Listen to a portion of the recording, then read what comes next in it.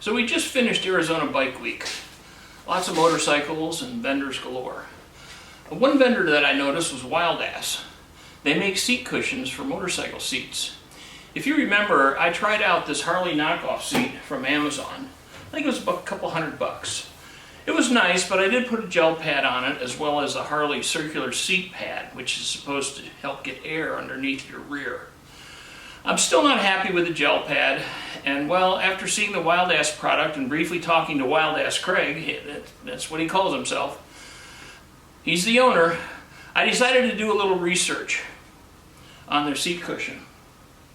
So I went home and I went on the internet to check out their product. I learned they had 3 different materials that they make their air cushions out of.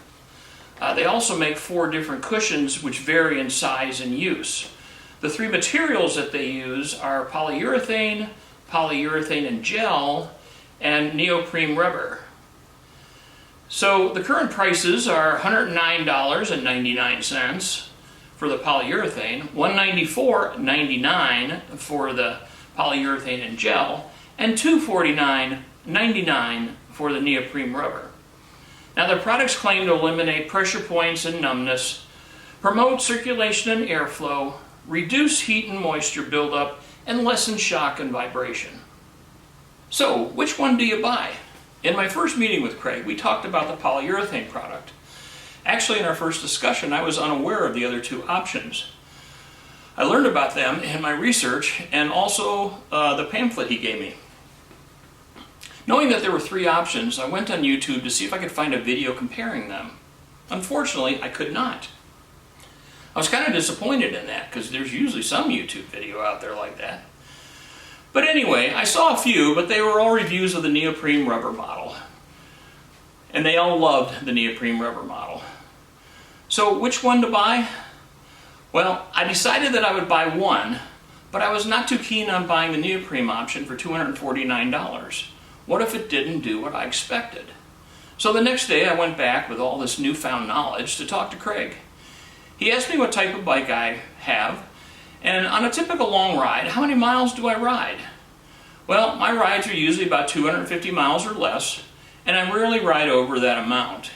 He told me that the polyurethane option would be fine. He did say that the neoprene option is the best, but if I didn't want to spend the money, I would be fine with a polyurethane seat. So I decided to purchase the polyurethane seat. The model that I purchased was the Smart Seat. It's the largest seat made for large touring bikes, and as you can see, I do ride a rather large touring bike. They also make a saddle and a sport model, which are slightly smaller seats for different bikes. And the last thing they do make is they do make a fill-on pad for the passenger. So, what did I get in the bag? Well, this is the bag I got, which is actually kind of nice if you're out at a bike rally and you didn't want to carry something. You can use it as a backpack. I'll probably never use this, but it's kind of nice for having for a rally. So what do you get in the bag? Well, you get this nice big plastic bag, and the first thing that you see is the seat itself.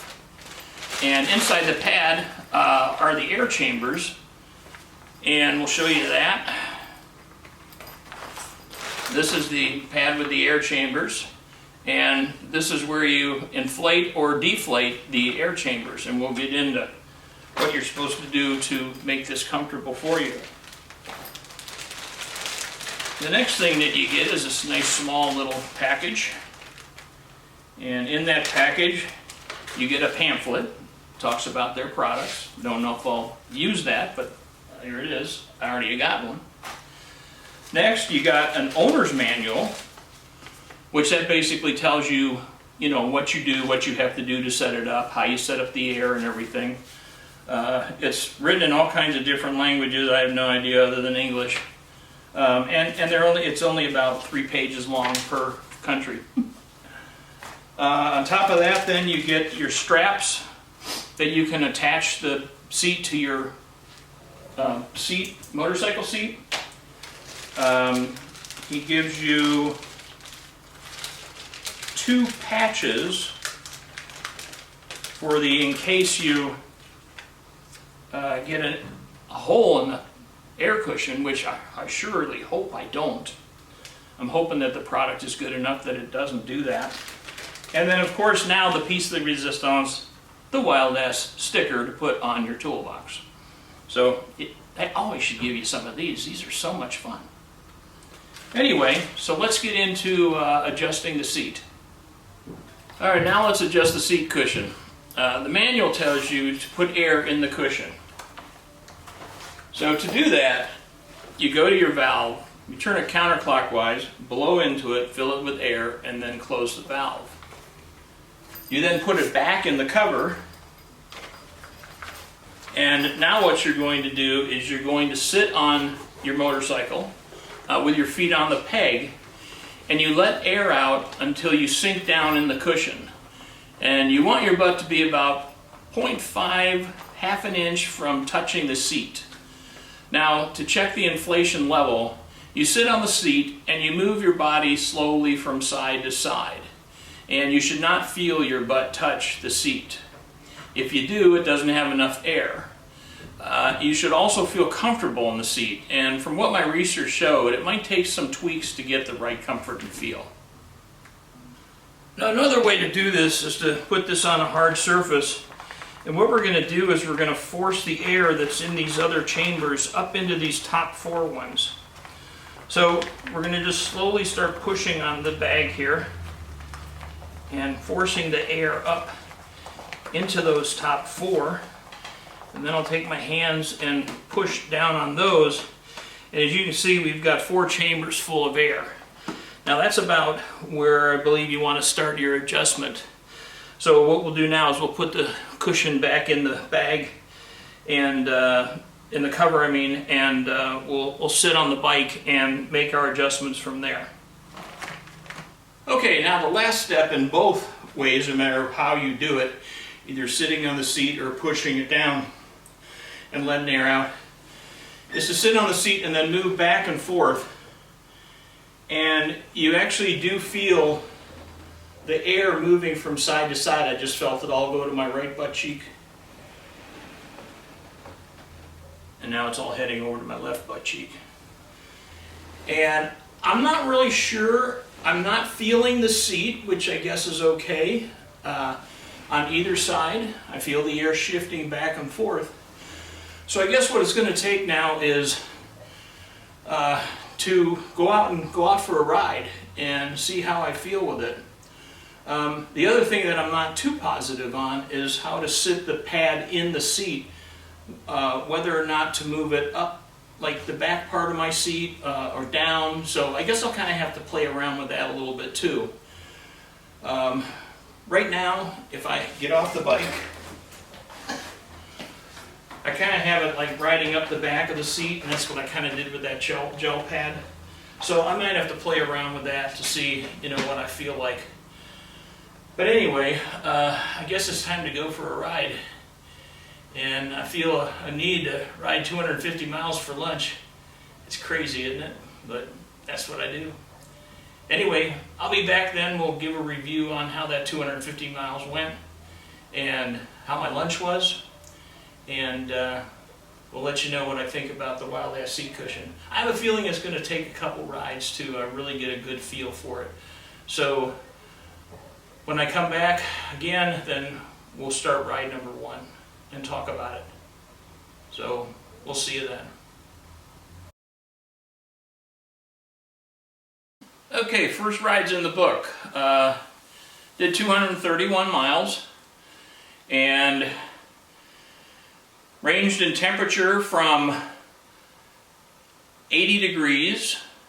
The lowest we hit was 72 degrees as we went up into the Mogollon Rim, and then back down into Phoenix, and it was 95 degrees when I got back to my house. So went through kind of some good extreme temperature ranges just to kind of get a feel for how the seat did. One thing that I did do, what was hard was I didn't really understand where to actually set the seat, so I kind of played around with that a little bit to see where I felt most comfortable. And I do, like I say, have this fake Harley hammock seat here, so it's got a little bit of a dip and a little bit of a backrest here. So it's not, something that's really flat there. So I did put that in there and moved it down a little bit. And I got to say though, after 231 miles, which of those 231, there were 2 stretches of about an hour and a half in the saddle. So pretty good range of being sitting most of the time. And I didn't really feel any kind of pressure points, although I did kind of feel that maybe I had it de-inflated just a little bit too much. So when I got home, I went ahead and let a little bit of air out. And I've got a couple more rides coming up, this coming up Sunday. And then I've got another longer one, which will probably be over 200 miles coming up on Wednesday.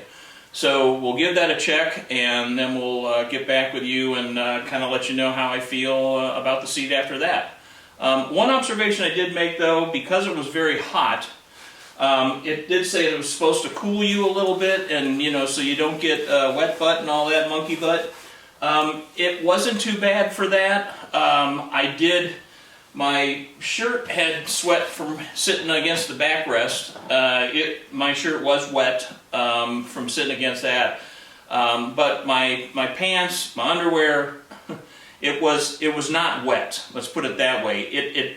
It kind of felt almost like it could be wet, but it wasn't wet, if that makes any sense. I don't know. Sometimes I can talk and I don't make any sense. But anyway, that's where I am so far on the first ride. We'll get back on the second ride and the third ride and kind of give you an update on what I think about the seat. But so far, so good. I'm pretty happy with it. All right, so after my first ride, which was fairly lengthy, I went on 3 other rides. The first ride was just a quick one to the dealership. It was about 11 miles there and about 11 miles back. Not really a lot of difference. Seat time was only about 20 minutes each way, so didn't really, I guess maybe didn't really have enough seat time to actually feel if it was, detrimental in any way, but it was a comfortable ride, so, that was fine. The second ride I took was a rather longer one. Lengthwise, it was only about 125 miles. However, this was, we did a progressive garage run within our hog group, and the rides were probably divided up into about, I think the longest ride we did was about 35 miles. Other than that, there was about 20 miles and maybe close to that in the other. I'd say total time, the longest one, I said, was that 35-mile one, so we probably had about 50 minutes in the seat, and didn't really have any problems with that. It felt fine. The other sections of that ride were shorter. Like I said, it was about 125 miles. The longest part was coming home. We did about 40 miles, and it was about 50 minutes seat time. So that one wasn't really bad either. It still felt very comfortable, and that was after I had taken a little bit of air out of the seat. And in doing so, I'm not really sure, because of my third ride, whether or not I should try and put a little more air in or not. I think I probably will. But I could still, moving from side to side, I could still feel the seat, air exchanging back and forth in the chambers. So I think I had it adjusted pretty good, but I thought, well, just as an experiment, I might try that on the next long ride. The third long ride that I did, it was about 208 miles, and there was a decent amount of seat time in there. The first was broken down into about 3 segments. The first time was about an hour and 15 minutes. It was about 70 miles. A lot of that was highway, and the seat felt fine. I could still, feel my butt on it, but, it wasn't, I didn't have any real sore points.